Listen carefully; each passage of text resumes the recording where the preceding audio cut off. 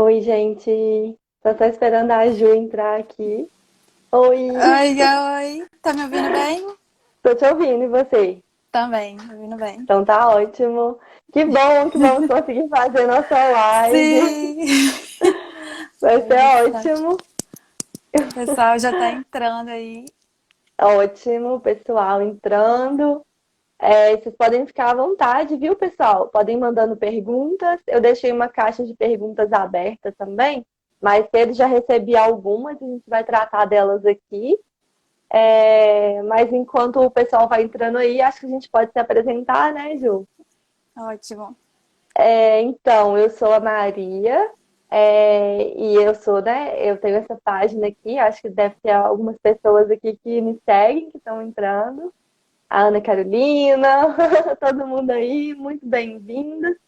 Bom, e eu sou mestranda atualmente pelo programa de pós-graduação da PUC Minas. E eu também me graduei pela PUC Minas e fiz também uma especialização na PUC Minas. Então, assim, minha trajetória toda foi de PUC Minas, e então eu vou trazer aqui algumas considerações do processo seletivo da PUC, especialmente, né? Enquanto isso, a Ju tem outra experiência. Isso. Gente, eu sou a Júlia. Minha trajetória foi basicamente na UFMG, minha graduação foi na UFMG, e aí eu tive, né, algum contato com a carreira acadêmica durante a graduação, monitoria, essas questões assim. E agora estou no programa de mestrado, entrei também no edital desse ano. E aí acho que vai ser legal aí a gente fazer esse comparativo, porque a gente entende que esse momento é complicado. Eu e a Maria, a gente dividiu aí as ansiedades desse momento e agora a gente compartilha as dores e as delícias de já estar dentro do programa. É legal que a gente está compartilhando aqui com vocês. E eu acho legal também falar que, independente da universidade que você for fazer, você vai ter sempre essa rede de apoio em outras universidades também, né? Então, eu acho muito legal isso de ver como aliados, né? Ver como amigos que estão enfrentando juntos esses processos e não ficar medindo, assim, né? Não ficar amarrando informação, não ficar vendo como competição, porque, né, a gente viveu isso junto e foi tão mais tranquilo passar por isso juntas, né, do Sim, que, do que se a gente não tivesse se apoiado. Então, acho muito nossa, com bom a gente, certeza. né? Com certeza. Acho que assim, primeira dica aí que a gente já pode começar dando outras pessoas que estão fazendo processo seletivo não cai nessa de competição, de concorrência, de nada disso, porque é muito importante ter essa base É, já desde o processo seletivo. Para a gente fez toda a diferença, assim, né? Acho que a gente teve esse apoio, não só uma na outra, mas em outras pessoas também que fizeram o processo seletivo junto com a gente, e foi muito importante. é. Bom, mas então, vamos lá ao que interessa, né? Assim, Começar. principalmente. É bom a gente falar, né, que como esse ano está sendo um ano muito atípico, talvez as nossas dicas não se encaixem perfeitamente aos editais desse ano, porque a PUC mesmo já está com um edital em aberto, que é o edital para entrada já no segundo semestre, e possivelmente o edital do final do ano também pode ser que seja virtual, né, online. A UFMG, né, também está com esse boato. Então, a gente vai falar aqui do processo tradicional, que é o processo que a gente fez. Então, tentem entender que não necessariamente tudo vai ser igual, porque a gente está vivendo um momento diferente, né? Uhum. Isso, eu até entrei no site, confesso. Corri ali no site agora para ver se não tinha nenhuma novidade. Ainda não temos novidades sobre o edital desse ano, mas eu acho que, querendo ou não, a maioria das dicas se aplicam de maneira geral, né? Vamos ver como é que vai ser É, esse ano. acho que sim, né? E a gente vai ver na prática mesmo. Acho que vai ser um ano bem Uhum. atípico. É. Então, ninguém sabe como é, né? Então, assim, bom, mas então vamos falar sobre o que a gente sabe e vamos passar, a gente vai passar por todas as etapas do processo seletivo. Eu até postei um vídeo essa semana sobre isso. E nós temos basicamente essas etapas, que é prova de línguas, prova dissertativa, prova oral ou entrevista, né? Muitos chamam de prova, análise do projeto, e análise de barema. Aí no final a gente vai falar um pouco sobre o barema, como é que Uhum. funciona em cada uma dessas universidades. Então vamos na ordem, vamos começar pela prova de línguas. Ju, você quer começar falando? Falar da minha experiência, né, com o edital da FMG. Prova de línguas. Basicamente, é um certificado que você precisa tirar, aí atestando um nível de qualificação na língua que você escolher.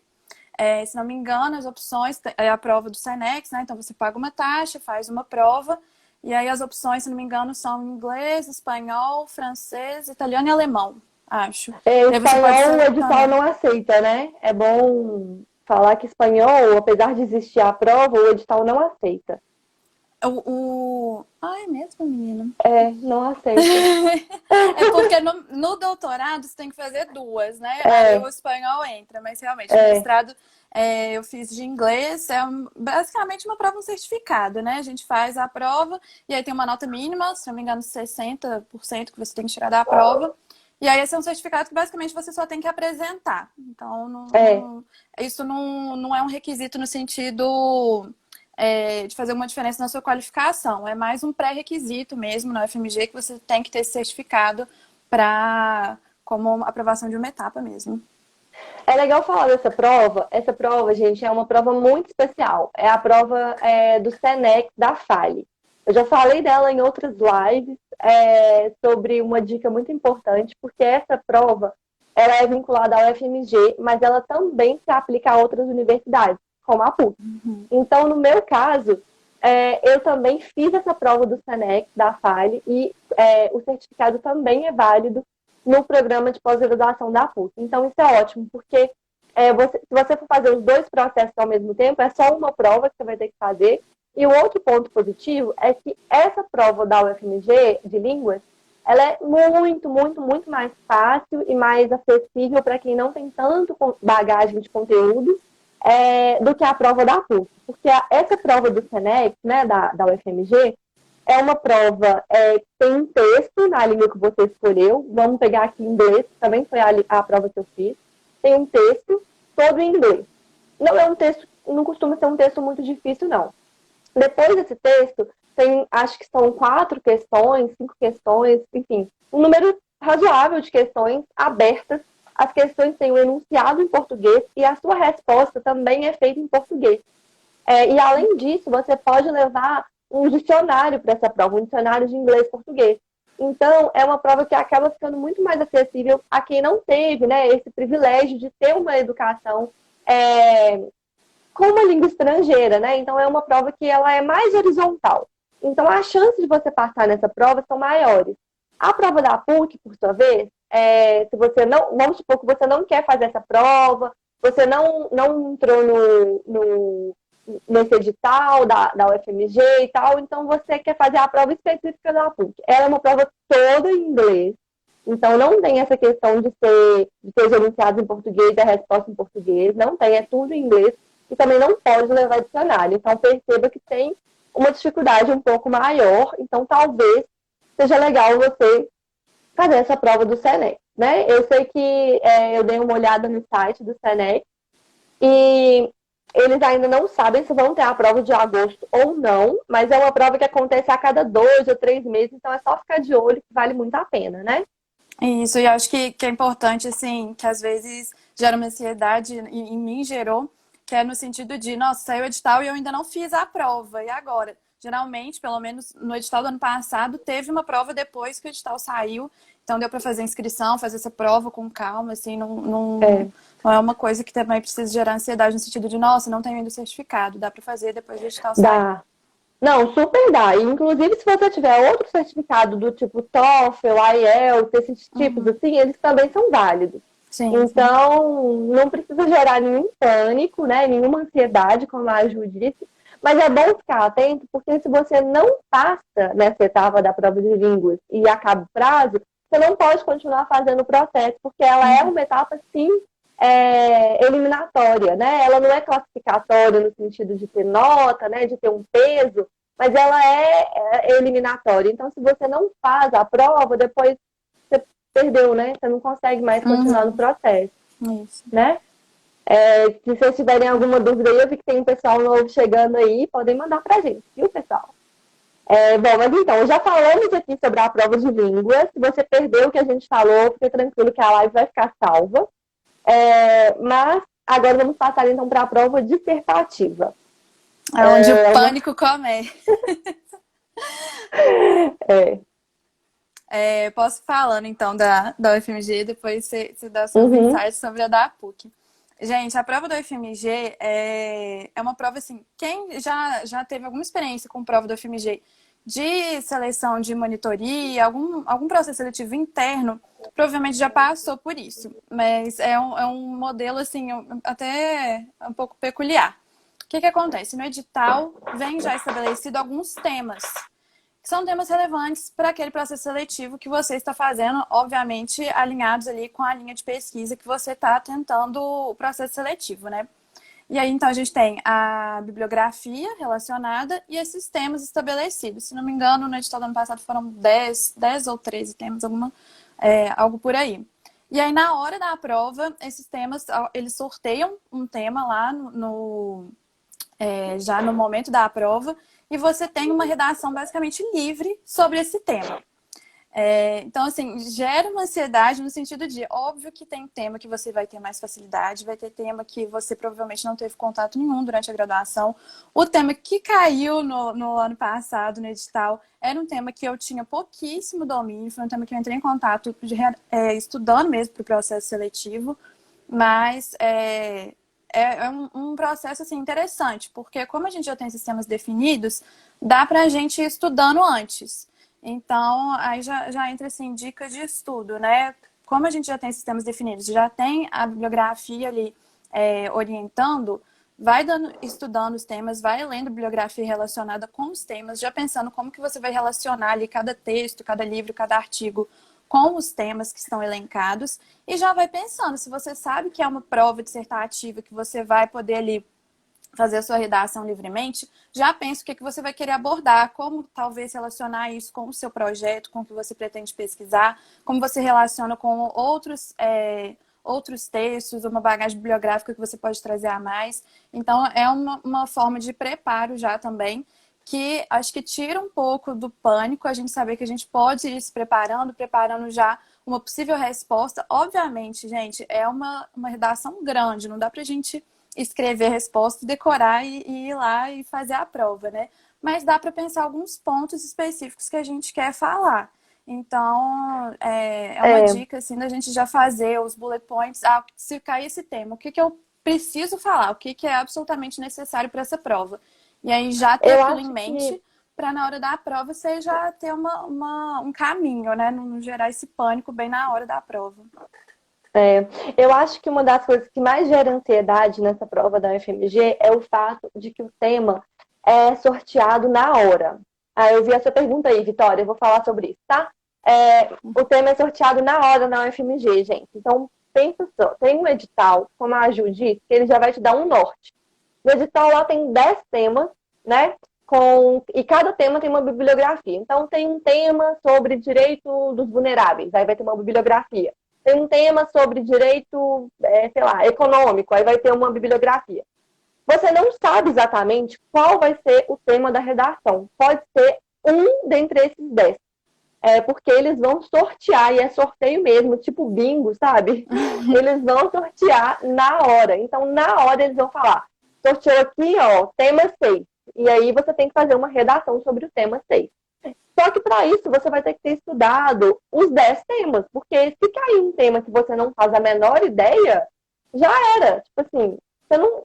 Só se você for o rei da embramação lá, porque senão você não vai conseguir. Uhum.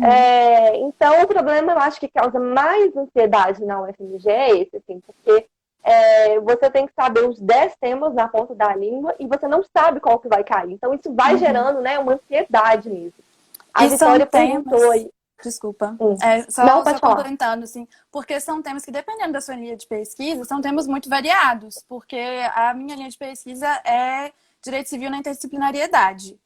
Então, assim, eram temas de direito civil que iam dentro do tema, assim, tudo vale. Então, tinha direitos vulneráveis, tinha justiça distributiva, tinha questão envolvendo Família. religião, direito de família, tinha muita Sim. variedade de temas. E assim, provavelmente você não vai ter domínio de todos, assim. É muito raro isso, muito difícil. Mas aí é que o preparo entra, assim, que realmente você sabendo pelo menos esses temas já pré-delimitados, dá para ir dando uma estudada e se preparando. Quer É. responder a pergunta da Vitória das linhas? É. Tem um caso sobre a prova do ano passado, sobre esse limite. Então, teoricamente, na UFMG não tem limite, né? Assim, você ganha, acho que 4 páginas, né? Algo em torno disso, e você vai escrevendo, assim. Tem gente que pede mais páginas, e aí os aplicadores dão. Eu não precisei, acho que você também não, né, Ju? Não, não, acho que a É, gente fez as 4 e foi mas assim, isso. escreve muito, gente. Escreve Uhum. muito. E Fala um assim, caso aí. tem gente, porque o que que acontece? Isso também é uma coisa que a gente fica assim, será que eu falei muito? Será que eu falei pouco? Será que eu tinha que falar mais? E aí teve gente na nossa sala, ano passado, fazendo a prova, que fez sumário, de tão grande que a prova ficou. A pessoa foi pedindo folha, teve, sem brincadeira, gente, teve índice a prova. E essa pessoa que tá saindo da prova, que entregou 4 páginas, isso gera uma ansiedade absurda, assim. Eu falei, pronto, gente, não tem a menor chance. E isso é uma coisa que, essa dica ninguém tinha passado pra gente, né? Assim, pode falar mais, pode falar menos. A gente foi ali livre, falou o que a gente conseguiu e acho que foram 4 páginas, assim. É, Mas foi suficiente, assim. Não, acho foi que suficiente. não precisa preocupar muito em escrever demais. Contemplar o tema, pensando também que se você ficar enrolando muito, você pode acabar saindo ali, tendo algum deslize que É, vai perder pontuação por isso. Então, também sim, não é legal fazer uma superredação que você não vai ter domínio. Tem que pensar nisso também. falar o que você tem segurança, né? Porque a maioria, ou para te falar, quase que 100% das vezes, nos editais, tanto da PUC quanto da UFMG, os editais vão estar com obras dos doutores lá da instituição. Uhum. Então, eles têm completo domínio sobre aquele tema, porque, inclusive, eles escreveram sobre o tema. Então, assim, não inventa, né? Não troca o Uhum. nome. Se você não sabe o nome do autor, Não melhor não pôr, coloca, sabe? Então, assim, não inventa também. E é isso, assim. Mas na PUC, agora eu quero falar então sobre a prova dissertativa da PUC, porque na PUC tem sim um limite de linha. Mas é porque na PUC é um pouco diferente. Então, assim, eu acho que a PUC é um pouco menos, dá um pouco menos de ansiedade à prova da PUC, a dissertativa, do que a da UFMG. Mas, gente, então não dá pra gente falar, o processo da PUC é mais fácil, o processo da UFMG é mais difícil. Não dá, porque, por exemplo, a prova de línguas, igual eu estava falando, a da PUC é muito mais difícil que a da UFMG. Aí chega na prova dissertativa, a da UFMG é muito mais difícil. Então, assim, não dá e vai muito do estilo. Mas a prova da PUC é assim, também tem um edital com os temas. Eu acho que são cerca de 7 temas, com as suas bibliografias respectivas também. Então, nesse ponto, é parecido com o da UFMG. Só que, ao invés de sortear um tema e você ter que correr sobre um tema só, na prova da PUC são 3 perguntas direcionadas. Então, vão ter 3 perguntas, enunciados de perguntas, para você responder, fazendo um texto também, mas sobre pelo menos 3 temas daquele edital. Então, por que é mais fácil, né? Fácil. Porque é um pouco mais abrangente.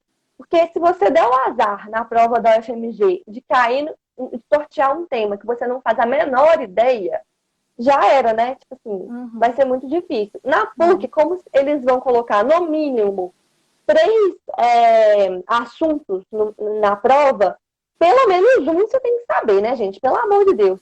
Assim, eu sabia os 3 da minha prova da PUC, eu sabia os 3. Então, assim, eu fui bem na prova da PUC, sabe? Então, assim, eu acho que esse aspecto da PUC deixa a prova com um pouco menos de ansiedade do que a da UFMG. Mas nível de dificuldade não dá para saber, assim. Vai muito de acordo com o seu modelo de estudo. E, assim, imagina também se você cai na UFMG com um tema que você tem super domínio, um tema que super conversa com o seu projeto, aí você vai super bem, sabe? E aí na Uhum. prova da PUC, por exemplo, cai um tema que não tem nada a ver com o seu projeto e tal. Então não dá para saber, mas existe essa diferença. A Sara tá aqui. Oi, Sara, minha amiga lá do programa. tá falando, né, que é muito, que é bem extensa, né, e os temas são variados, sim.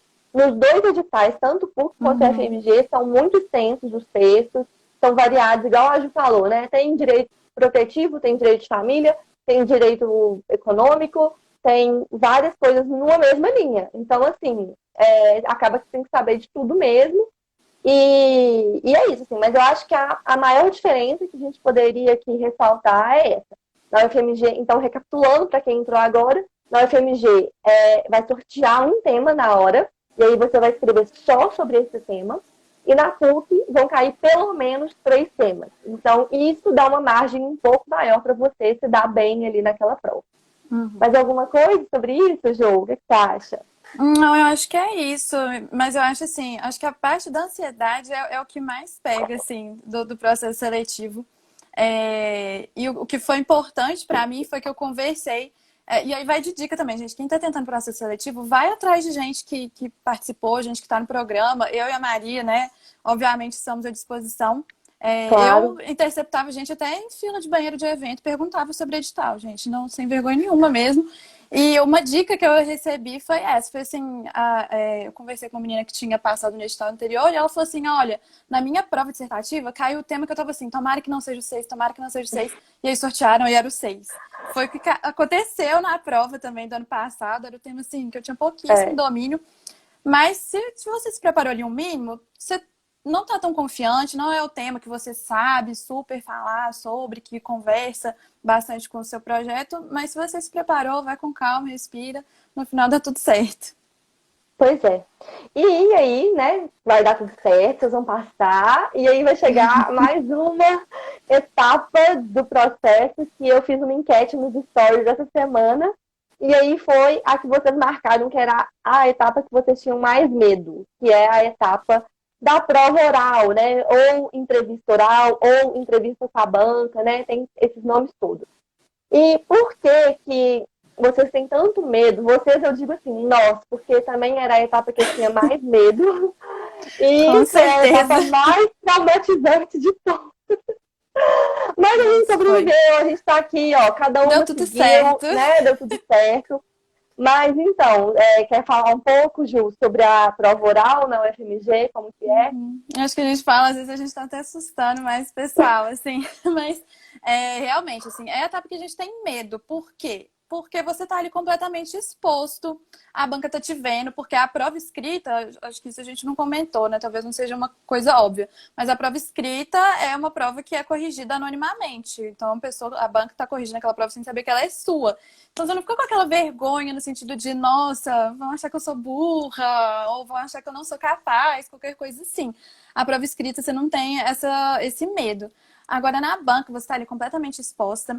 A banca na UFMG, ela é aberta ao público. Então, além das pessoas que estão ali participando do processo seletivo junto com você, podem ter pessoas, na banca do ano passado teve pessoas que têm interesse em fazer em anos seguintes, ou que estão ali para dar um apoio moral a algum candidato. Então, tem gente de fora também assistindo. E isso gera uma vergonha, né? Porque como que funciona a banca? Não, Marcam, e é tipo, bom falar que foi num auditório, né? foi num Era um mini auditório. auditório, então tinha, tipo assim, Isso, uma plateia real, sabe? Assim, foi. Foi, e a gente ficou muito ansiosa. E dá medo mesmo, gente, é normal. Nossa, estava até passando mal assim no dia. E a gente foi e basicamente como que acontece? Então tem a banca, os 3 professores da banca vão estar sentados assim na sua frente. Você senta ali no meio, ali no auditório, então tem toda aquela plateia e você lá exposto com o seu projeto, humildemente. E ah, pedem para você falar, se apresentar um pouquinho e falar um pouco do seu projeto. E aí, isso bem rápido mesmo, gente. Assim, questão de uns 10 minutinhos, você explicar o seu projeto, por que que aquilo te interessou, qual que é a sua intenção com essa pesquisa e por que que isso encaixa, né, na linha de pesquisa, que isso também é relevante para você ser aprovado. E aí começa a arguição, né? Então vem aí as perguntas sobre o seu projeto, sobre a sua disponibilidade para o mestrado, como é que vai funcionar aí o seu futuro. E isso foi traumático, né? Foi difícil, porque você vai assistindo as outras pessoas e isso vai gerando uma ansiedade no sentido de, nossa, como que eu responderia isso? Nossa, se falar isso pra mim, eu vou chorar. A gente ficava assim, eu vou chorar, eu vou chorar. E tem alguns intervalos, porque é uma prova, assim, nem lembro quantas horas durou. Durou, assim, uma tarde inteira, nem lembro quanto Ah, e tempo foi. começou tipo 1h da tarde e terminou umas 7h30 da noite. Isso, a gente saiu, já era noite, e tem alguns intervalos, na hora do intervalo você fica assim, gente, eu acho que eu vou embora, eu não quero, não quero.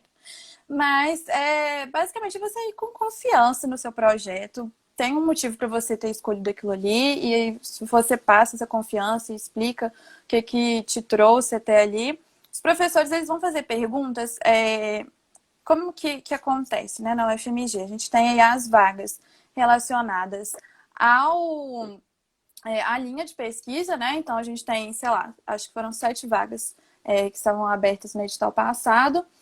Só que dentro dessas vagas, a gente tem as vagas de cada professor, porque cada professor tem um número X de orientandos que pode ter para o mestrado, para o doutorado, enfim.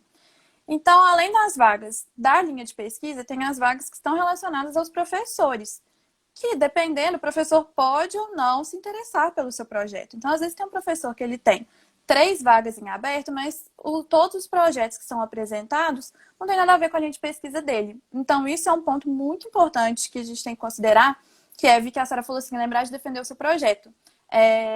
E isso é uma coisa muito importante, que a gente tem que ter, assim, uma ideia de equilíbrio muito grande, que é defender o seu projeto, entender que você escolheu aquele projeto, aquela pesquisa, aquele posicionamento, porque é uma coisa que você acredita, mas entender que em certos pontos talvez você tenha que flexibilizar para encaixar dentro da pesquisa do professor que pode vir a ser seu orientador, né? Então, É, antes da banca, uma pesquisa sobre o que o pessoal da banca, o que o pessoal da linha, os professores da linha têm pesquisado nos últimos anos, o que é de interesse para eles, para você trazer para o seu projeto, para trazer um interesse aí para dentro da linha de pesquisa, isso é muito importante. E é muito importante você trazer isso na banca. Então, falando da minha experiência, né, que é Direito Civil na Interdisciplinariedade, por que o meu projeto se encaixaria ali? Porque onde entra o direito civil? Onde entra a interdisciplinariedade? E dentro desse tema que é tão amplo, que pode abarcar vários projetos, por que o meu projeto deveria ser escolhido no sentido de quem é ali dentro da banca que vai se identificar com esse projeto e vai topar te orientar, né, e acompanhar essa pesquisa com você. E isso é uma questão que envolve pesquisa mesmo. É óbvio que quem fez a graduação dentro do FMG já vai ter uma facilidade de entender isso, de saber o que os professores estão pesquisando, porque já vai ter um contato mais direto nas aulas da graduação, né? Então acaba que você já sabe, fulano gosta de pesquisar tal coisa, ciclano gosta de pesquisar tal coisa, então fica mais fácil mesmo. Mas entra uma dica que a Maria, né, deu muito de entrar no Lattes e pesquisar. Então, a Lorena perguntou aqui se a composição da banca é divulgada junto do edital. Eu acho que não é junto do edital, mas vem um anexo no site antes da prova. Então, você na vai para a PUC é prova já junto com o sabendo. edital, viu, Lorena? Na Na PUC é PUC é junto junto com com o o edital. edital. Não, na É. UFMG vem um pouquinho depois. Não sei se é sempre. No ano passado veio um pouco depois. Mas, Veio, na mas verdade, um você pouco antes da sabe prova antes. escrita. Mas você sabe antes. E hoje, É. sobre isso que você falou, é muito importante, porque é bom lembrar que quando você chegou nesse momento da prova oral, você vai estar sendo avaliado pelos professores que têm as vagas disponíveis. Então, Uhum. isso que você falou é muito sério. O professor, ele às vezes tem uma vaga disponível, mas o seu projeto não se encaixa em nada com o que ele pesquisa. E foi mais ou menos isso que aconteceu comigo, né, lá na UFMG. Foi Uhum. exatamente nesse momento da prova oral que eu não passei. E aí, analisando depois, né, significa que meu projeto estava ruim? Não. Portanto, é que depois eu passei na PUC. Significa Uhum. que o meu projeto não se adequava àquela linha tanto quanto os professores gostariam, e significa que eles não estavam pesquisando aquilo que eu queria pesquisar. Então, o meu projeto é sobre criança. Tanto é que nenhum outro projeto sobre criança passou nesse edital. Então, Foi. assim, né, não é pessoal Uhum. contra o meu projeto e tal. Tinha muito mais a ver com o fato de eles estarem interessados em pesquisar pessoa com deficiência, a questão do direito civil na internet, dados, essas coisas, do que, por exemplo, criança, que era o que eu pesquisava, e mais umas 3 pessoas lá do processo também estavam pesquisando sobre criança e nós não passamos. Então, assim, isso indica alguma coisa. Isso indica que a nossa pesquisa, né, sobre criança, claro que é relevante, óbvio que é relevante, mas não era relevante naquele momento para aqueles professores que estavam lá com as vagas abertas. E tá tudo bem, gente, sabe? Assim, tá tudo bem. Não significa que porque você não passou num lugar, você não vai passar em outro. Ou não significa que porque você não passou num ano, você não vai passar no ano seguinte. Eu passei ao mesmo tempo, eu não passei em um e passei no outro, com o mesmo projeto. Por quê? Porque na PUC tinham professores querendo pesquisar sobre criança. Então, assim, tenha essa noção também de avaliar se você tem um bom trabalho ou não. E eu passei, tipo, super bem colocada na PUC, assim, sabe? Então, a questão era muito mais de adequar ao professor do que de ser um projeto irrelevante ou não. Então, isso é muito bom. Eu já falei isso várias vezes, gente. Conheça a banca que você está apresentando seu projeto.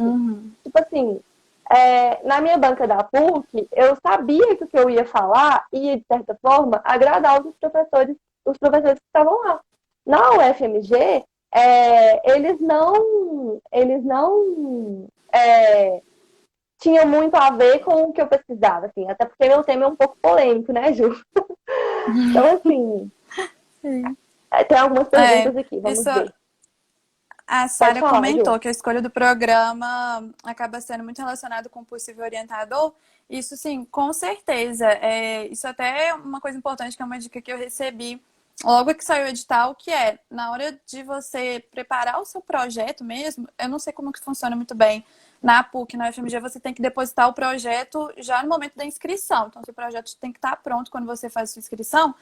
E é legal você já trazer ali, você não escreve, né, diretamente, eu quero ser orientado por fulano, mas trazer ali alguns pontos que você sabe que vão chamar a atenção de quem você quer que seja seu orientador, obviamente, né? Se esse professor tiver vagas abertas, está ali adequado com a sua linha, tudo, mas você trazer pontos que o professor vai se identificar e que vai se sentir aberto e inspirado a te orientar.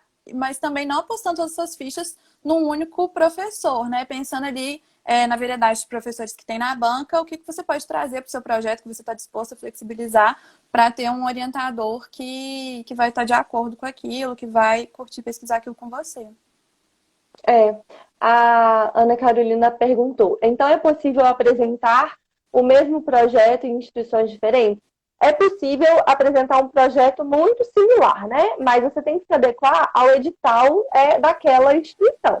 Então, eu tive que mudar algumas coisas em relação ao marco teórico de uma para outra e também tive que fazer algumas alterações na bibliografia. Enfim, detalhes. Adequar, mas, assim, né, algumas coisas. Adequar. Mas, assim, era, assim, um projeto bem similar, o mesmo tema, inclusive, e tal.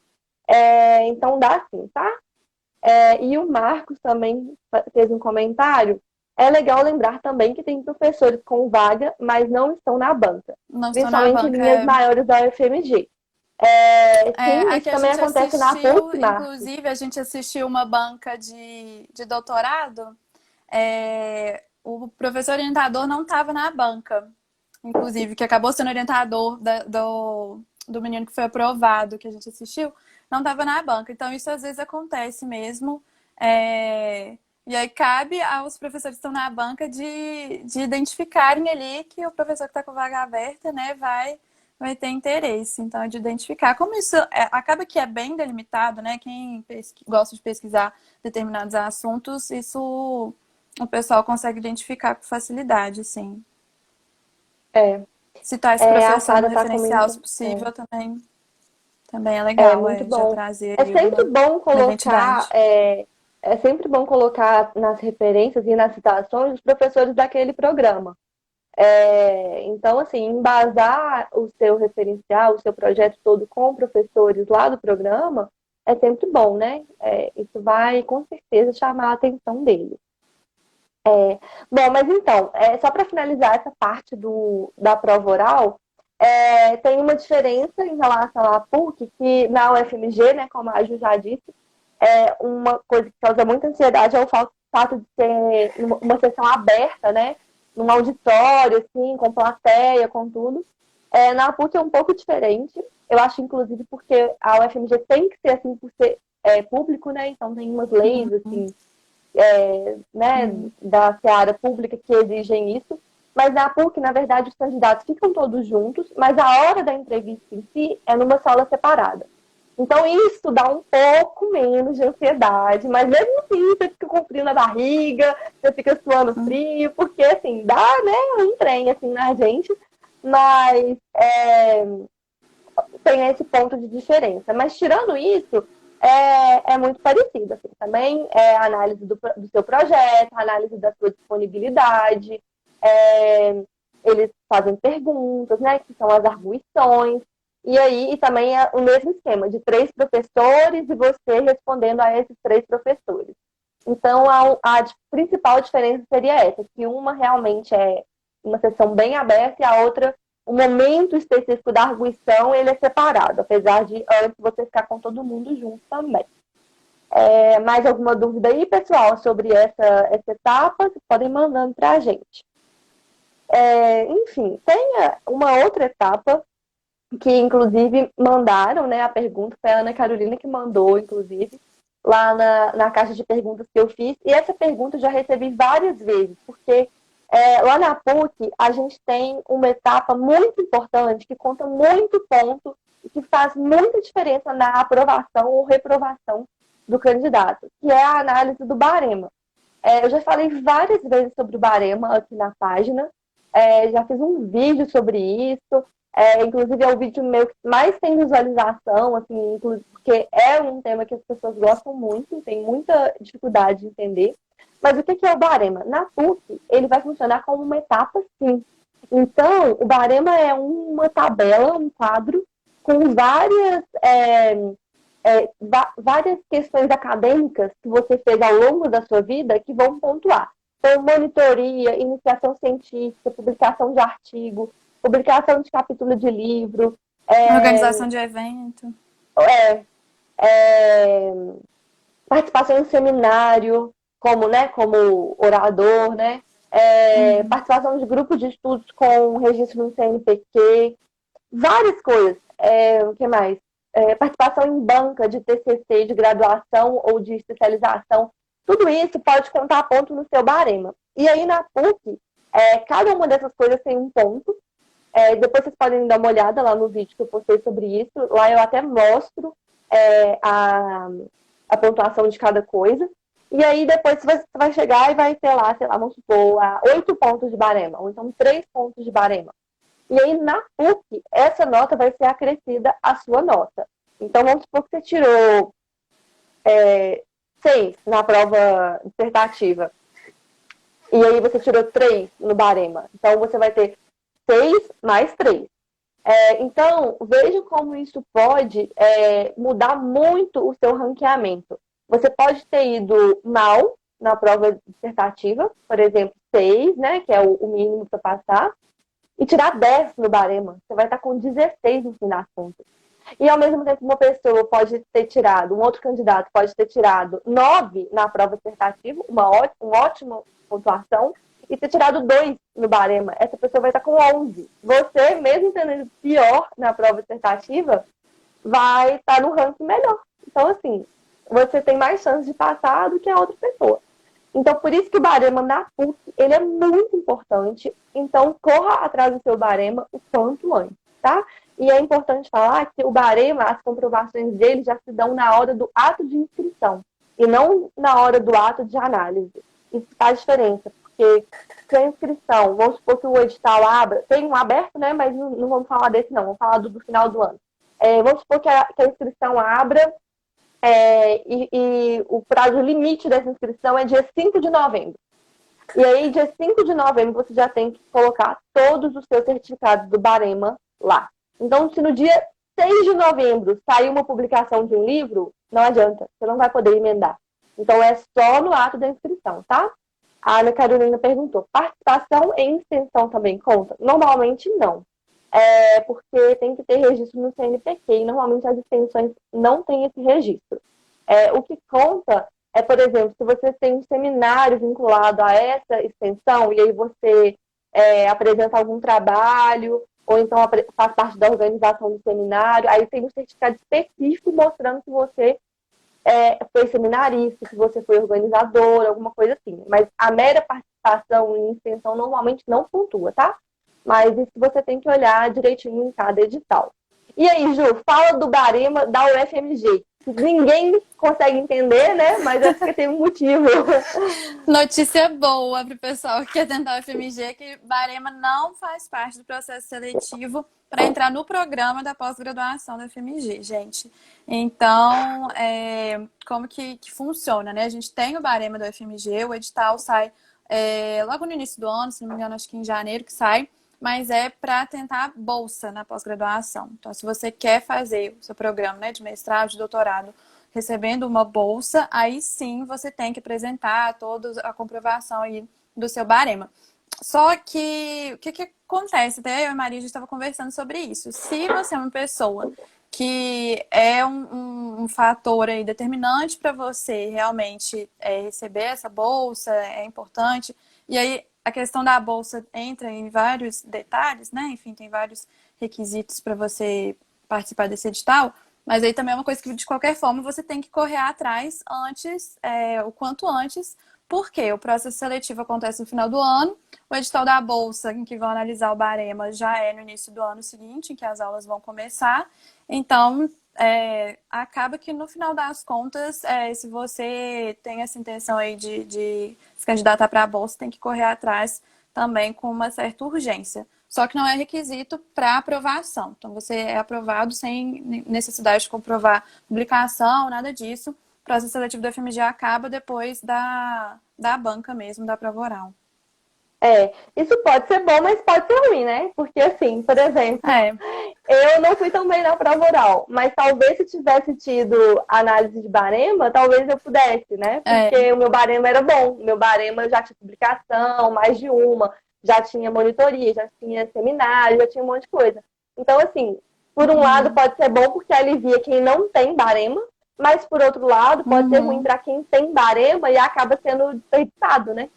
Mas a PUC não, viu, gente? Então, quem perdeu a explicação da PUC é muito, muito, muito importante o barema, talvez uma das fases mais importantes. E aí depois dá uma checada na live, que vai ficar salva, né? E também em outros vídeos aqui da página, que já tem muito conteúdo sobre barema. Qualquer dúvida também pode me chamar aqui no direct, tá tranquilo, viu? Bom, e aí nós recebemos, né? A gente já finalizando daqui a pouco a nossa live, então se você tem alguma pergunta, não deixe de mandar pra gente agora é a hora. Aqui. Mas tem mais uma pergunta que chegou lá na caixa de perguntas, quando eu abri hoje mais cedo, que foi sobre as linhas de pesquisa, que são muito diferentes das linhas entre a PUC e a UFMG. A princípio, são linhas, né, do direito, então não tem como ser tão diferente assim, né, gente? Porque o direito tem uma certa... Ele se combina em qualquer que seja a instituição. Mas tem algumas diferenças, sim. Na UFMG tem mais linhas, né, Ju? Isso. Como que é a divisão na UFMG? A gente tem a divisão em áreas de estudo, que são 4. Dentro de cada área de estudo, a gente tem as linhas de pesquisa. Então, no meu caso, dando aí um exemplo, o meu é História, Poder e Liberdade, a área de estudo. E aí a linha de pesquisa, Direito Civil na Interdisciplinariedade. E aí, assim, as linhas são bem diversas, bem variadas, entra muito naquilo, né, do que encaixa o seu projeto, o que você quer pesquisar, e os professores que estão relacionados a essa linha, o que eles estão pesquisando dentro dessa linha. Isso tudo tem no site, as informações da separação das áreas de estudo e das linhas de pesquisa e dos professores relacionados a cada uma. Isso é legal, assim, no edital também sai essa separação, mas isso é uma informação que já fica no site, dá para pesquisar. Eu acho que é interessante, o pessoal que tem interesse, porque encaixar o seu projeto na linha correta, na linha que ele tem chance, né, de ser aprovado realmente, é muito importante, porque isso você define no momento da inscrição, né? Então, tem que pesquisar aí com calma antes mesmo, no momento do edital. Na PUC também é mais ou menos assim, né? Também tem a subdivisão grande de áreas, e aí dentro dessas áreas tem outras linhas. Só que na PUC são menos linhas, mas também, por exemplo, a minha também trata do direito civil, mas é do direito privado, na verdade, nos seus aspectos existenciais. Então, é um pouquinho diferente da Ju, que é direito civil na interdisciplinariedade. A minha é novos paradigmas, sujeitos e direitos, exatamente porque a gente pega a parte existencial do direito privado. Mas isso também é muito tranquilo de você olhar pelo edital e não tem erro, não. Assim, na PUC também tem dividido, né, lá os professores de cada linha. Às vezes tem algum professor que participa de 2 linhas diferentes. Então, assim, isso é bem parecido, viu, gente? Tanto é parecido que dá para você usar o mesmo projeto, né? Fazendo as suas adequações ao edital, mas dá para usar. Bom, mas acho que é isso, então, né? Acho que a gente falou assim, sobre todas as etapas. Como eu já disse, se alguém perdeu aí, a live vai estar salva. Falamos sobre as etapas da PUC, as da UFMG, respondemos as dúvidas que vocês mandaram aqui e também as dúvidas que enviaram mais cedo na caixa de perguntas. E aí, eu acho que é isso, né, Jô? Assim, se alguém tiver mais alguma pergunta, pode mandar nesses minutinhos finais. Mas, se não, eu quero agradecer a participação de todo mundo aqui. Teve muita gente, né? Eu fiquei surpresa, muita gente participou. Muita gente mandou comentários. Obrigada a todo mundo que elogiou e tal, né? Vocês são ótimos, vocês são muito queridos. E agradecer muito também, Ju, por ter topado, né? Participar dessa live. Eu que agradeço. Obrigada pela parceria de sempre. Sim, sempre dividindo aí a nossa caminhada. Obrigada pelo convite. Assim, eu acho o trabalho que você está fazendo com o Vida de Mestre super importante. A gente que sentiu na pele todas as ansiedades, as inseguranças e as dúvidas, né, de quem está passando aí pelo processo seletivo, de quem está definindo se quer mesmo carreira acadêmica, enfim. É muito legal ter alguém, ter uma fonte para a gente se nortear, alguém para a gente tirar dúvidas. Obviamente, Maria está à disposição, mas eu também, gente. Quem tiver dúvida, vira e mexe, já sou procurada mesmo para tirar dúvidas sobre o programa de mestrado e estou super aberta, até porque, como eu falei, assim, eu tive muitas pessoas que foram muito bondosas comigo nesse caminho e que deram dicas para a gente que foram super valiosas para a nossa aprovação, né? Então, estamos aí à disposição. Obrigada pela participação aí de todo mundo, pelas perguntas. Então, foi ótimo. Obrigada, Ju, pelo incentivo, pelo carinho sempre aqui na página. Obrigada. E aí é isso, gente. A página tá aqui para vocês mesmo, porque assim, eu, a Ju e tantas outras pessoas que tá nos programas, a gente sente muita falta de trocar ideia. E a gente sente muita falta de quando a gente está fazendo os processos, né? Que a gente fica meio perdido. Então, assim, o objetivo disso tudo aqui é deixar que a gente fique menos perdido, né? E que a gente vá trocando ideia e vá horizontalizando isso cada vez mais. Então, ó, um beijo. Muito obrigada. Pessoal. Tchau, Ju. Obrigada. Tchau, obrigada.